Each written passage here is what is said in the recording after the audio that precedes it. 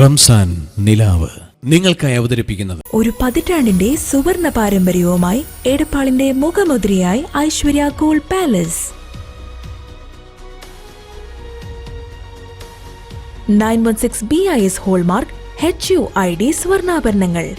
ഏറ്റവും പുതിയ മോഡലുകളിലുള്ള light weight ആഭരണങ്ങളുടെ ഏറ്റവും മികച്ച കളക്ഷനുകൾ.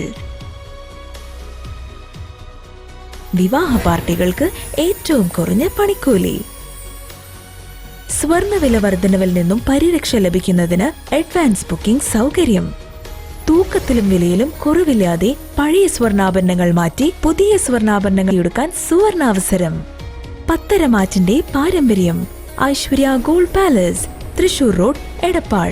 ഫോൺ 04942680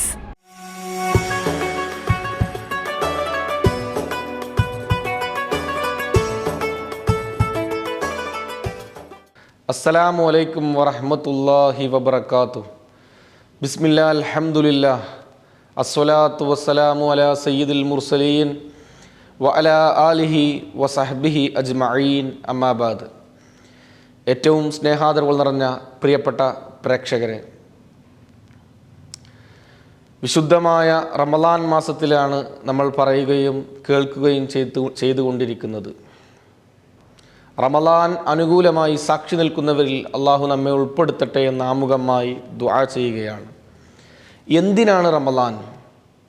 റമളാൻ അതിൻ്റെ വിളംബരം നടത്തിയ ആയത്ത് അത് അവസാനിക്കുന്നത് ലഅല്ലക്കും തത്തഖൂൻ എന്നാണ്. യാ അയ്യുഹല്ലദീന ആമനു, ഓ സത്യവിശ്വാസികളെ എന്ന് വിശ്വാസികളെ അഭിസംബോധന ചെയ്തു തുടങ്ങുന്ന ആ ആയത്ത് അവസാനിക്കുന്നത് ലഅല്ലക്കും തത്തഖൂൻ, നിങ്ങൾ തഖ്വയുള്ളവരാകാൻ വേണ്ടിയിട്ടാണ് വിശുദ്ധ റമളാൻ നിങ്ങൾക്ക് നോമ്പ് നിർബന്ധമാക്കിയത് എന്ന് പരിശുദ്ധ ഖുർആൻ നമ്മോട് പറയുന്നുണ്ട്.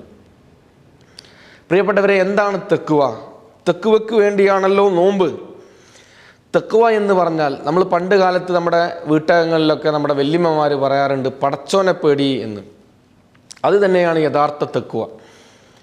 അള്ളാഹു നമ്മൾ തെറ്റ് ചെയ്യുമ്പോൾ ഇത് നമ്മുടെ പടച്ചോൻ കാണുന്നുണ്ട്, റബ്ബ് കാണുന്നുണ്ട് എന്നുള്ള ഒരു പേടി. തിന്മയിൽ നിന്ന് വിട്ടുനിൽക്കാൻ നന്മ ചെയ്യാനുള്ളൊരു ചോദന, അതാണ് പ്രിയപ്പെട്ടവരെ തഖ്വ. ഞാനൊരു ചരിത്രം പറഞ്ഞാൽ നിങ്ങൾക്കത് വളരെ സുവ്യക്തമാകും. മഹാനായ അബ്ദുല്ലാഹിബ്നു ഉമർ റളിയല്ലാഹു അൻഹുമ ഒരു വലിയ പണ്ഡിതനാണ്. ഉമർ റളിയല്ലാഹു അൻഹു രണ്ടാം ഖലീഫയായ ഉമർ റളിയല്ലാഹു അൻഹുവിൻ്റെ മകൻ കൂടിയാണ്. അവരൊരു വനാന്തരത്തിലൂടെ ഇങ്ങനെ യാത്ര ചെയ്യുകയാണ്. ഒരു താഴ്വാര പ്രദേശം. അവിടെ നൂറുകണക്കിന് ആടുകളുണ്ട്. ഈ നൂറുകണക്കിന് ആടുകളെ മേക്കുന്ന ഒരു ഷെപ്പേഡ്, ഒരു ആട്ടിടയനും ആ കൂട്ടത്തിലുണ്ട്.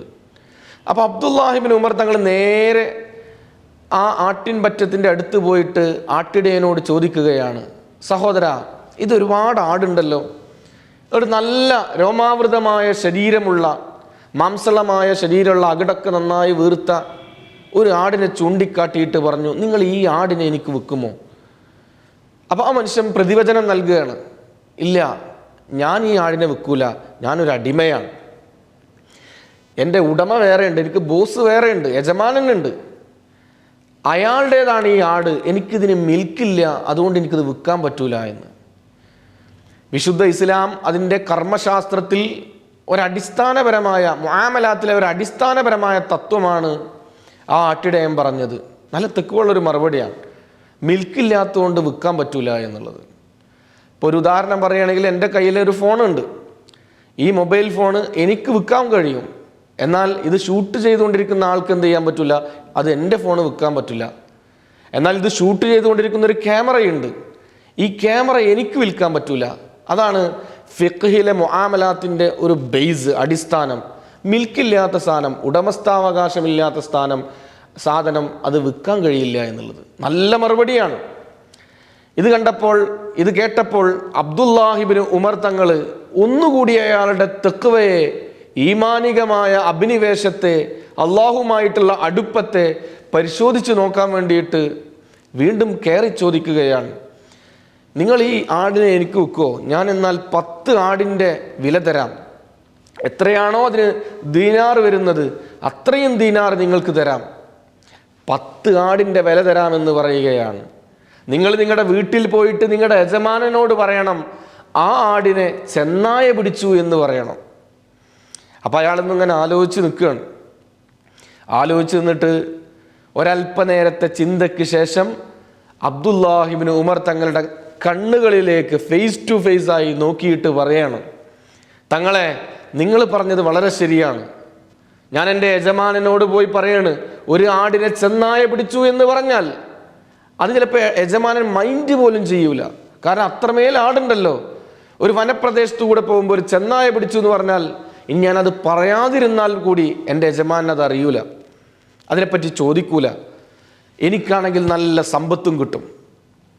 പക്ഷേ എന്നിട്ട് അബ്ദുല്ലാഹിബ്നു ഉമർ തങ്ങളുടെ കണ്ണിലേക്ക് നേരെ നോക്കിയിട്ട് തഖ്വയോട് കൂടിയിട്ട് ആ ആട്ടിടയൻ ചോദിക്കുകയാണ്, ഐനല്ലാ, അള്ളാഹിനോട് എന്താ പറയാം?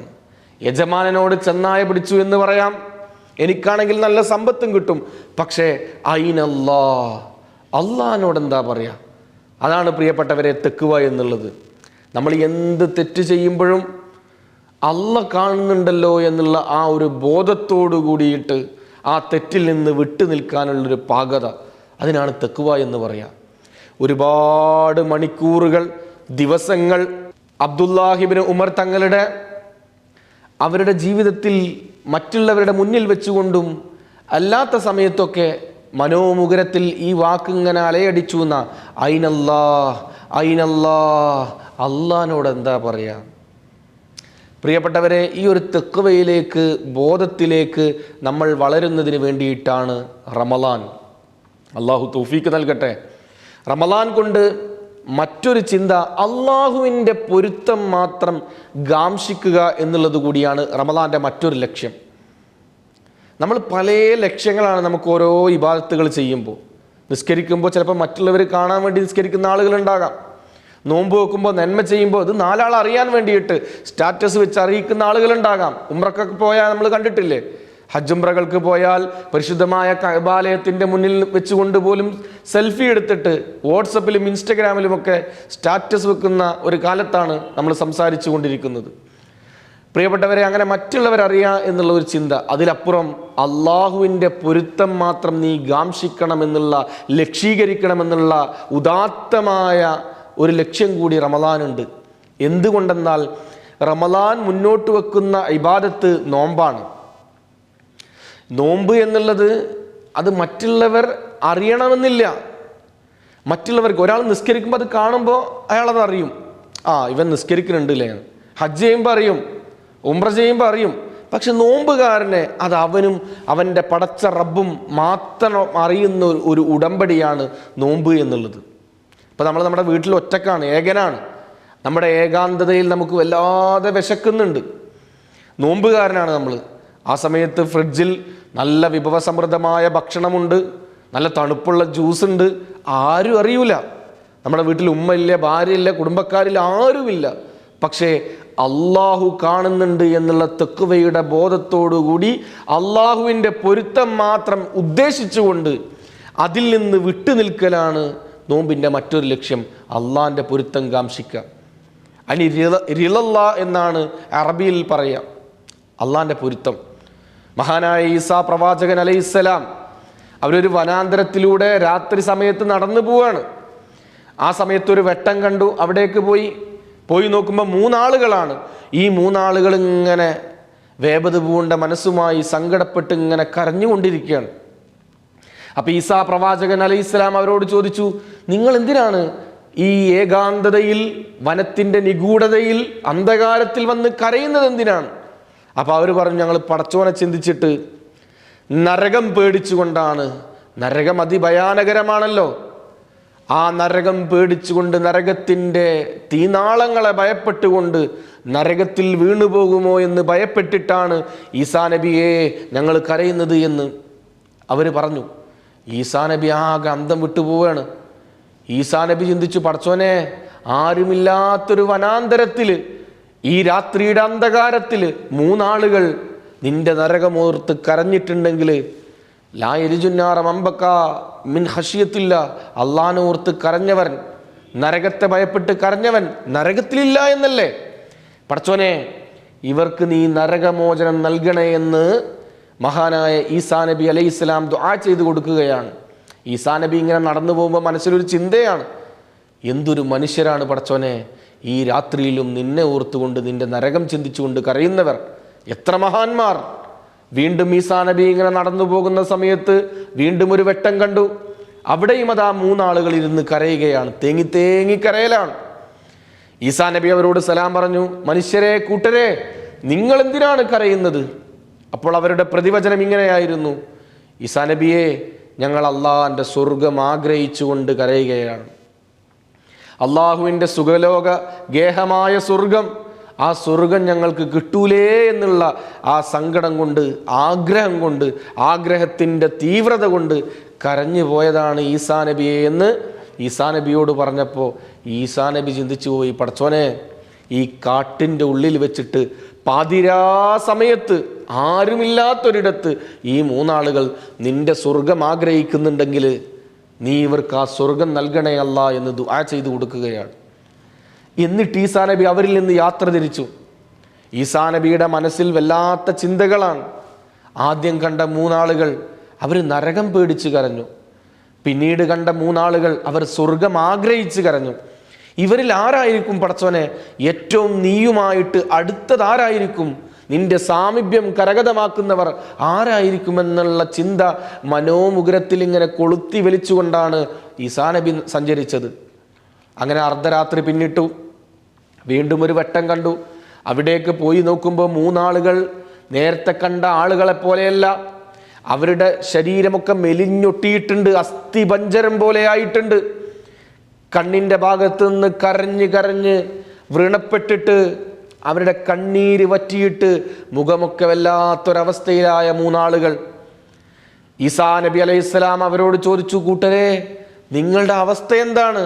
നിങ്ങളാകെ കരഞ്ഞ് കരഞ്ഞ് കരഞ്ഞ് ഈ രൂപത്തിലായിട്ടുണ്ടല്ലോ എന്ന് ചോദിച്ചപ്പോൾ ഈസാ നബിക്ക് അവർ നൽകിയ മറുപടി ഇങ്ങനെയായിരുന്നു, ഈസാ നബിയെ, ഞങ്ങൾ അള്ളാഹിൻ്റെ പൊരുത്തം കിട്ടൂലേ എന്ന് കരുതിയിട്ടാണ് ഞങ്ങൾ കരഞ്ഞത് എന്ന്.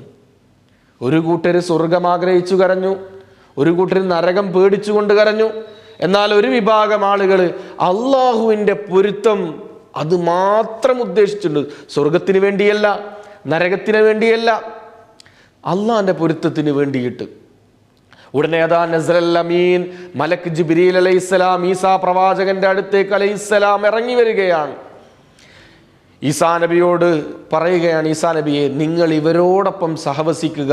ഇവരാണ് നിങ്ങൾ നേരത്തെ ചിന്തിച്ചില്ലേ അള്ളാഹുമായിട്ട് ഏറ്റവും അടുത്തവരാരാണെന്ന്? ഇവരാണ് ഈസാ നബിയെ അള്ളാഹുമായിട്ട് ഏറ്റവും സാമീപ്യം കരഗതമാക്കിയവരും ഏറ്റവും അള്ളാഹുവിൻ്റെ പൊരുത്തം നേടിയവരും ഇവരാണ് എന്ന് പറഞ്ഞപ്പോൾ ഈസാ നബി അവരുടെ കൂടെ ഒരുപാട് സമയം ചെലവഴിച്ചു എന്നുള്ളതാണ് ചരിത്രം. അതുകൊണ്ടാണ് 2 ഹദീസുകൾ നമുക്ക് റമളാനുമായി ബന്ധപ്പെട്ടത് കാണാൻ കഴിയും. മൻ സോമ റമളാനൻ ഈമാനം വഹ്തിസാബൻ, നിങ്ങൾ ആരെങ്കിലും നോമ്പ് നോറ്റു, റമളാൻ മാസത്തിൽ നോമ്പ് നോറ്റു ഈമാനോടുകൂടി, അതായത് വിശ്വാസ ദൃഢതയോടുകൂടിയിട്ട്, വഹ്തിസാബൻ എന്നൊരു വാക്കുകൂടി ഹദീസിൽ ഇമാം മുസ്ലിം അടക്കമുള്ള മഹാന്മാർ രേഖപ്പെടുത്തിയ റിപ്പോർട്ട് ചെയ്തതായി നമുക്ക് കാണാൻ കഴിയും.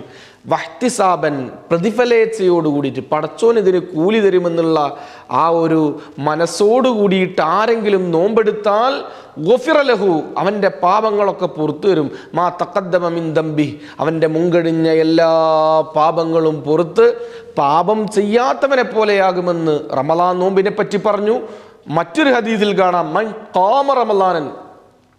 ഇവിടെ മൻ ഖാമ എന്നുള്ള ഖാമ കൊണ്ട് പല ഹദീസുകളിലും നിസ്കാരമാണ് ഉദ്ദേശമെങ്കിലും ധാരാളം മുഹദ്ദിസീങ്ങൾ ഈ ഖാമ കൊണ്ടുള്ള ഉദ്ദേശം തറാവീഹ് നിസ്കാരമാണ്, രാത്രിയിലെ നിസ്കാരമാണ് എന്ന് വിശദീകരിച്ചതായി നമുക്ക് കാണാൻ കഴിയും.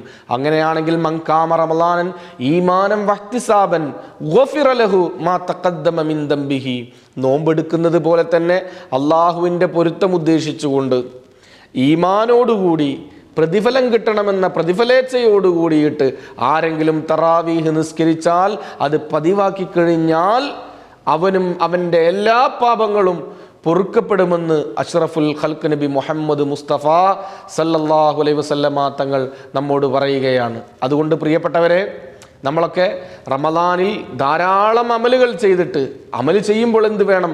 ഈമാനും വേണം, വഹ്തിസാബൻ പ്രതിഫലം ആഗ്രഹിക്കുകയും വേണം. ഏത് അമലുകളും അങ്ങനെ തന്നെയാണ്.